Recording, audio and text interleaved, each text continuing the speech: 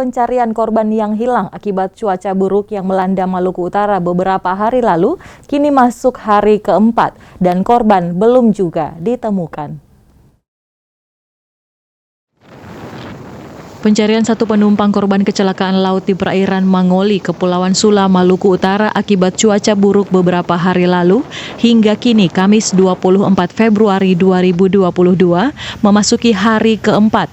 Hasil pencarian korban masih nihil.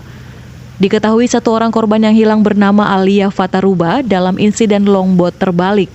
Jumlah total penumpang 19 orang, 14 diantaranya selamat dan 4 lainnya tewas saat kejadian.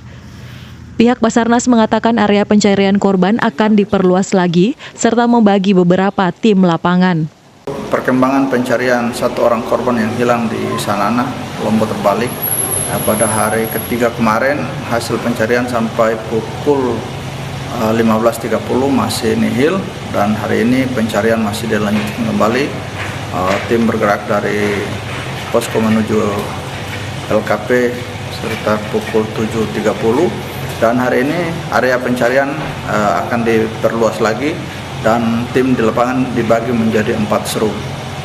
Sementara seorang nelayan yang dilaporkan hilang di perairan Sabatang, Halmahera Selatan, Maluku Utara yang diketahui bernama Rustam hingga saat ini belum juga ditemukan. Untuk Halsel, saudara Rustam juga masih dalam pencarian. Hari ini sama sudah masuk hari keempat. Sementara tim juga area pencarian diperluas ke arah selatan sampai timur daerah Bacan.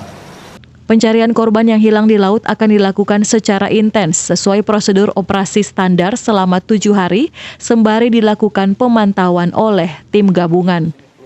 Dari Maluku Utara, Opik Syarifuddin melaporkan untuk Kawanua TV.